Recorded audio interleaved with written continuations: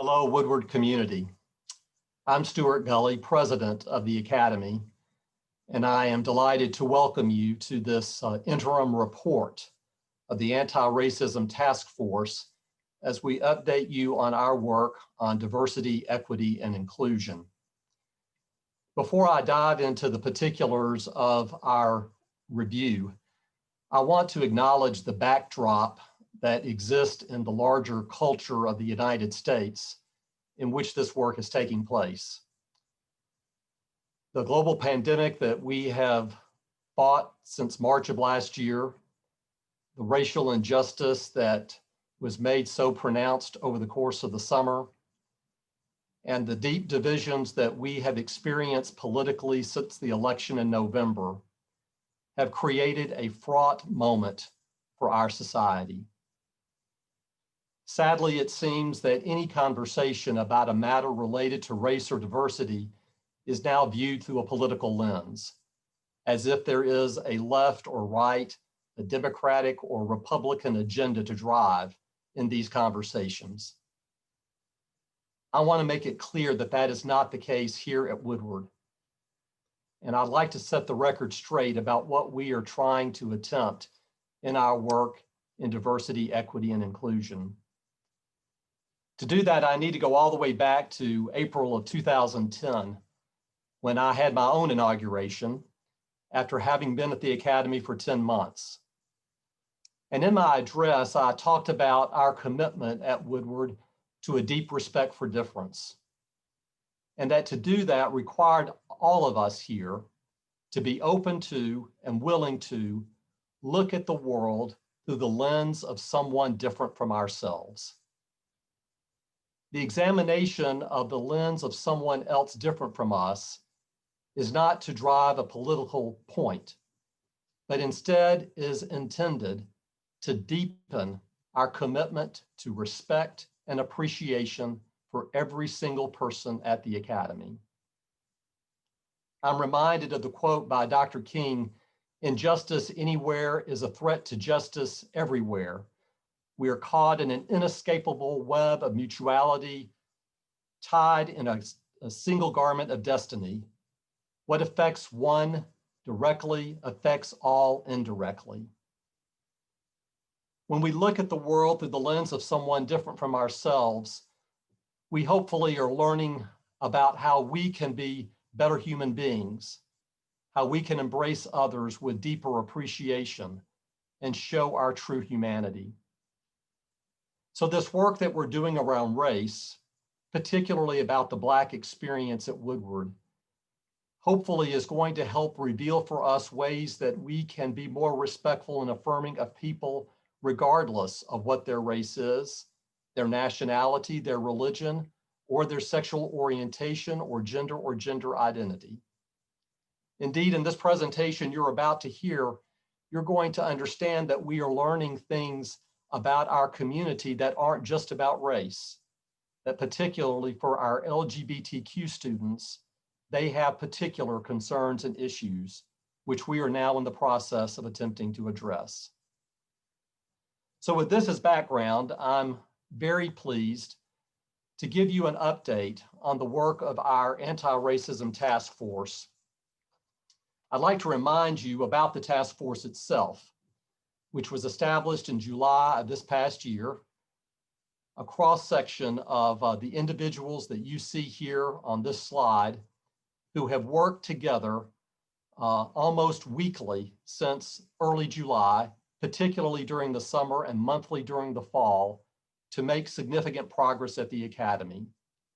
You see here listed the names of the people who are on this task force.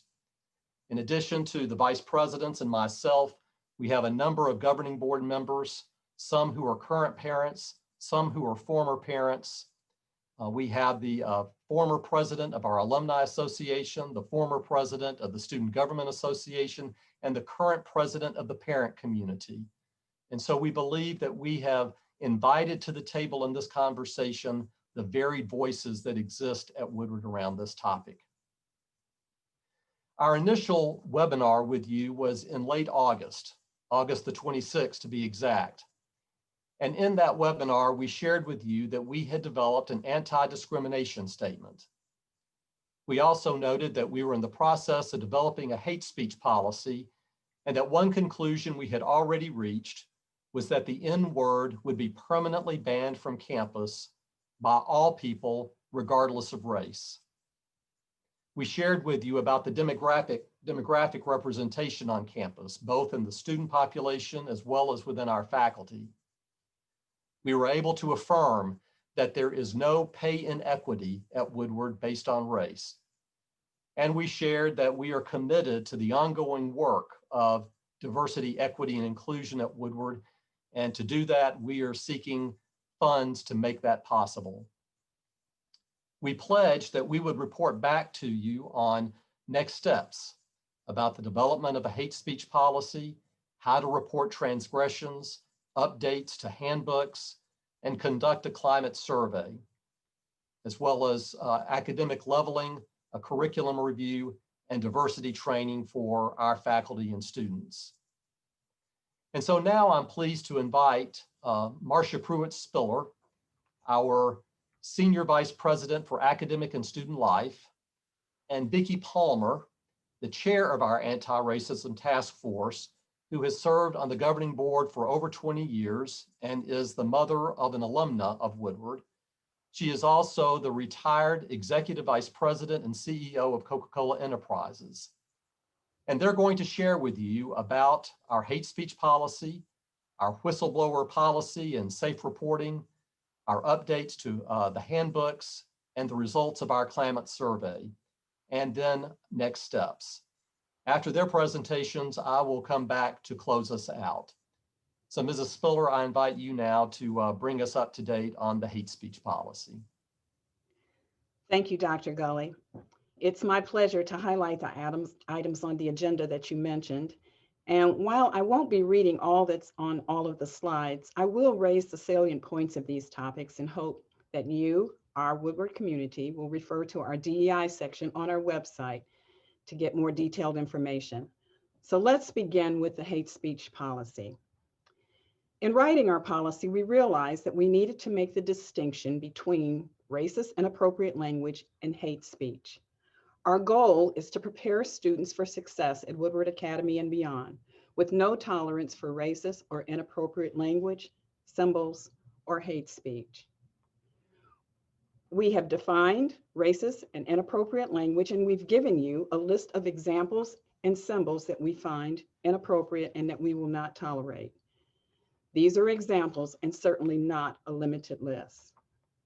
It is important to note that any content containing such language or symbols, whether by private message, email, or social media, will also constitute an offense, even if the original content was created by others. The first offense will focus on education, and the second offense, however, will be referred to the discipline board. In addition, we have defined our hate speech, which says hate speech is defined as abusive or threatening speech or writing that encourages violence toward a person or group, especially on the basis of their race, religion, or sexual orientation. Under this policy, we will have a two-step, two-strike procedure. The first offense will be education. The second offense will be referral to the discipline board.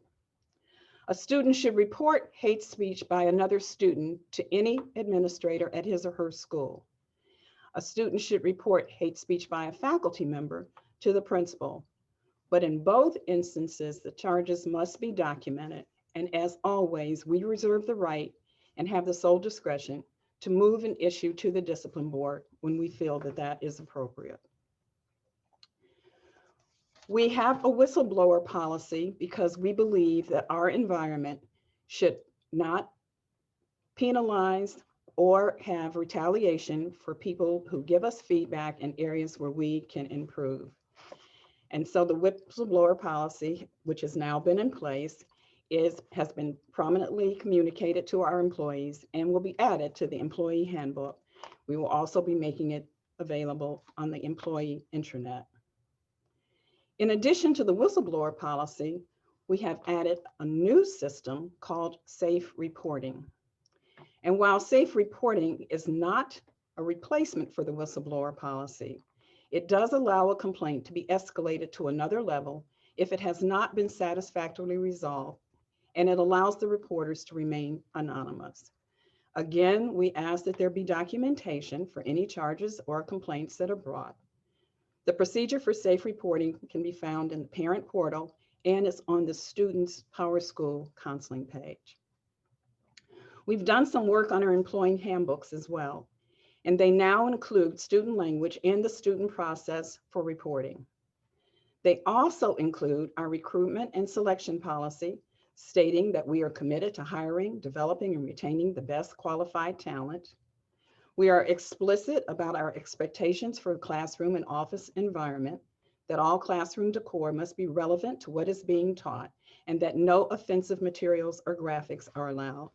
And we have re-emphasized our dress code, expecting all of our employees to be dressed professionally with no words or graphics that might be intimidating or harassing in nature. We continue to expect that all of our employees will embrace and reflect our motto of excellence, character, and opportunity. And of course, support the Woodward way, respecting ourselves, each other, our school, and our world. All members of the Woodward teaching faculty should recognize and take responsibility for their leadership, understanding that we expect them to be a positive influence, teaching, mentoring, coaching, and advising our students.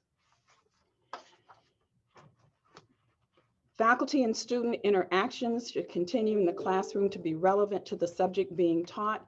And while we will always welcome intellectual debate and different perspectives, we do not want our faculty sharing their personal values or opinions. We also discourage and will not allow any intimidating or harassing language. Examples of that behavior and any act of intimidation could include harassment based on a student's race, ethnicity, religion, gender, sexual orientation. And behavior considered outside of the scope for a member of teaching faculty that does not uphold the Woodward values will not be tolerated and will result in appropriate disciplinary action. Our student handbooks have been consolidated from each school having their own, each having their own handbook to an academy-wide handbook. This year, the acknowledgement form for parents will be included in the re-enrollment process to ensure that all families are familiar and knowledgeable of the school's policies. We have revised the acknowledgement form so that all families will be able to see it in advance and have any questions or concerns answered before signing. So I hope that these highlights have been helpful. And I now turn it back to Mrs. Palmer, who will give us the much awaited feedback from our climate survey. Thank you, Mrs. Spiller. On behalf of the Anti-Racism Task Force, let me begin by saying how much we appreciate the cooperation and involvement of the Woodward community since we started this journey back in July. It's hard to believe that it has been 6 months already. And allow me to also say, I know everyone is not happy about this work, and that's really okay. However, I'd like to ask just one thing of those of you who feel this is perhaps a bridge too far, and that is for you to try to have an open mind and consider the possibility that even half of the things being said by Black people and Latino people and Asian people and people of color and LGBTQ people, etc., on this campus just may be true. Don't we have an obligation to at least try to fix it? I really do believe we can make Woodward Academy a better place for everyone, and we just might be surprised by how much we like the end result.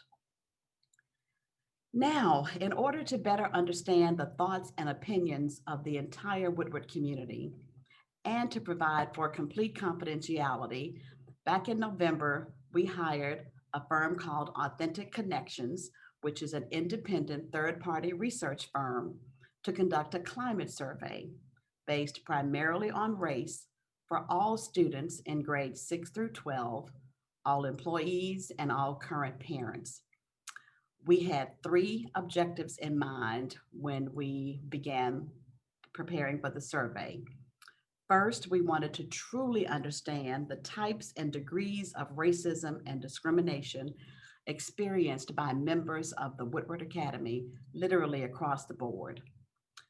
Then we wanted to use that feedback in order to inform our policies, procedures, and practices that will help all members of the school community feel safe and included. And then lastly, we wanted to end up with benchmarks that will allow us to measure our progress over time in our diversity, equity, and inclusion work. And now I'd like to present the results of what you told us. This first slide reflects the survey participation stats. The response rate was very strong for any year, but most especially for the first year of any survey. Approximately 86% of students in grades 6 through 12 participated. 74% of employees participated, and just shy of 30% of our parents. Now, the parent participation rate may seem a bit low. However, research shows that in surveys of this type, about 1/3 of parents participate on average, so we're right in line with the averages. The next slide measures awareness.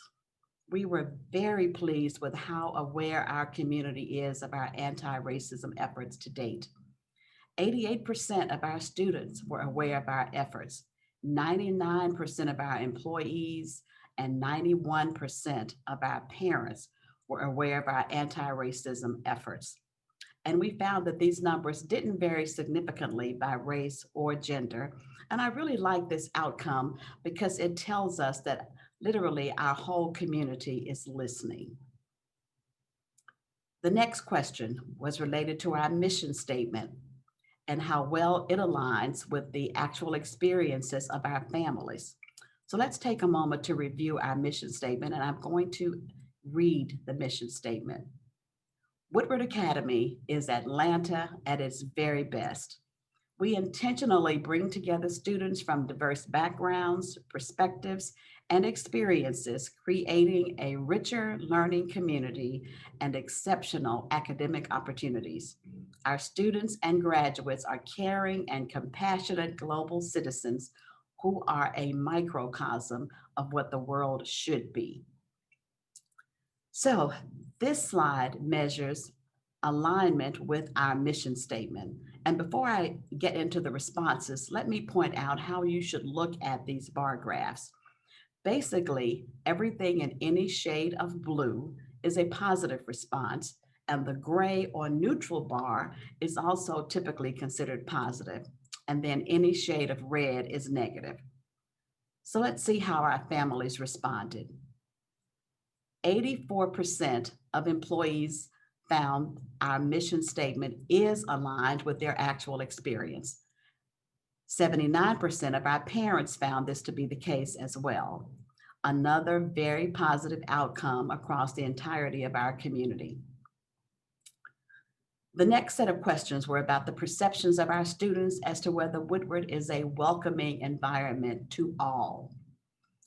Students found Woodward to be highly welcoming with respect to religion, national origin, learning style, family structure, and even race. 78% of students feel Woodward is a welcoming environment for all races, which is good news. However, it is interesting to note that 84% of white students feel this way, and only 68% of Black students share this view. Now, there are some areas where improvement is needed. Of course, the last stat that I just shared reflects an opportunity to close that 84% to 68% gap between the views of white students and Black students regarding how welcoming we are to all races. And then only 63% of Woodward students overall feel Woodward is a welcoming environment for all political views. Only 39% of non-binary students feel Woodward is a welcoming environment for all sexual orientations. Now, to refresh everyone's memory, a non-binary student does not identify either as a male or as a female. Political views and sexual orientation were even more prevalent than race as being problematic on our campus.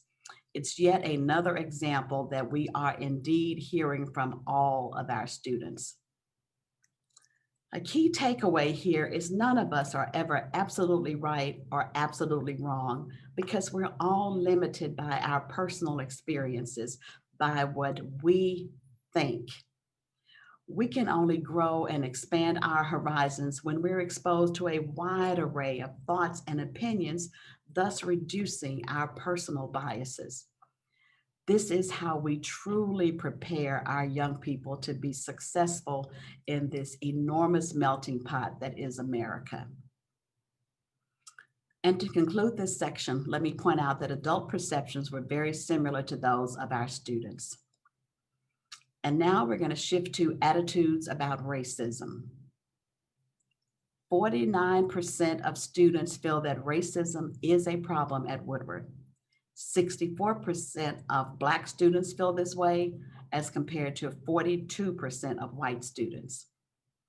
The difference is even more pronounced for parents. 62% of Black parents feel that racism is a problem at Woodward, whereas only 26% of white parents feel this way.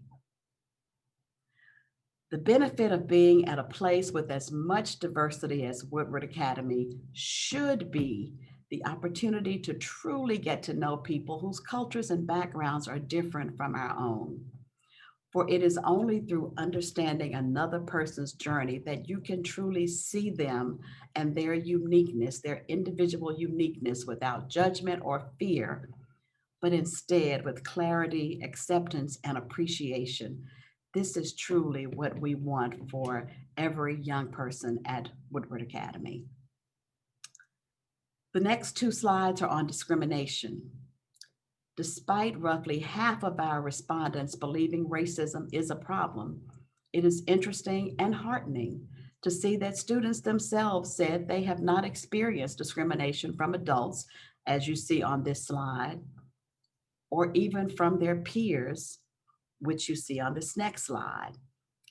Look at the size of the blue bars. The size of the positive responses is very significant. Now, the responses to this question really illustrate the necessity for a survey like this, perhaps more than any other, for it shows the importance of relying on the views of our current students versus the past experiences of our alumni. We truly are making progress. Plan evaluation. The climate survey asked a series of questions about how well we're doing currently with respect to reporting transgressions and having effective consequences in place. Although the responses were generally positive overall, there is indeed room for improvement. We'll be able to use this year's numbers as a baseline from which we can measure our improvement when we do the survey again next year. Only 12% of students agreed with the statement that Woodward allows racist symbols or images to be displayed on campus. 25% of students said they don't feel there is a safe way to tell adults about an act of racism. As Mrs. Spiller said earlier, the Academy has instituted SafeReporting. Through this survey next year, we'll be able to assess the effectiveness of the SafeReporting program. 29% of students don't feel that we have effective consequences in place for acts of racism. 20% of students don't feel there are effective programs and initiatives in place to reduce racism. And while these numbers varied slightly by race, they were particularly, once again, pronounced for non-binary students. 44% of non-binary students do not feel there is a safe way to report, and 52% don't feel there are effective consequences. The responses of adults to this question were similar to those of the students. Now, to our LGBTQ community, please know, as Dr. Gully said earlier, we hear you. The Community and Sustainability Committee of the Governing Board has already been in conversation with the administration about your feedback on this survey, as well as the LGBTQ at Woodward Instagram account. We are going to take steps to make this a safer and more supportive environment for you. And to the rest of our community, we have not forgotten about any of you. While this journey has an initial focus on Black students, the progress we're making is intended to benefit everyone. But there will also be listening sessions that will allow you to express your views. Your voices will be heard because there simply is no other way to ensure that our Woodward community is a welcoming place for every single beautifully unique individual. We all truly matter. I'd like to close my section with a quote from a poem written by Amanda Gorman, the nation's first ever Youth Poet Laureate. This is from her poem written for the inauguration. And I quote, "The new dawn blooms as we free it, for there is always light if we are only brave enough to see it. If only we are brave enough to be it." And now it is my privilege to turn it back over to Mrs. Spiller. Thank you, Ms. Palmer, and thank you especially for that beautiful transition. So I'm going to talk a little bit about our next steps. We will be conducting focus groups and listening sessions this spring. The focus groups will be comprised of participants who have been invited to attend, and the listening sections will be open to those who would like to participate. We will also continue our work on academic leveling process to further determine how we are successfully meeting the needs of our students. And we will complete a curriculum review of what we are teaching and how we are teaching. We want to ensure that our students are continuing to receive the academic advantage that we have promised. We will be giving you a report on the progress of all of these items before the end of this school year, even though we expect that this work will continue long after. And Dr. Gully, at this time, would you please give us some concluding remarks? Thank you, Mrs. Spiller, and thank you, Mrs. Palmer, for your role today and for all the leadership that you are giving to our efforts. I trust that those who are listening to this webinar appreciate the work that we are doing and the progress that we are making, understanding that this is a work in progress always. We will never fully accomplish what we are setting out to do, but the effort is worth it. So I want to ask folks to certainly be attentive to the DEI page on our website. If you go to woodward.edu/DEI, you can be kept abreast of all of what we are learning and what we are posting. You may also ask questions there. You can also find there the special publication that was released in December of Black at Woodward, an attempt to give voice to the concerns that we heard expressed by our Black students and alumni over the course of the summer. And again, our attempt to put on the lens for those of us who are not Black, the lens of people who are Black and how they have experienced Woodward, presenting all of us with a growth opportunity. So continue to anticipate more reports from us on the work that we are doing in the weeks and months ahead. Thank you for your commitment to this work with us as we strive to be Atlanta at its very best. This concludes our webinar.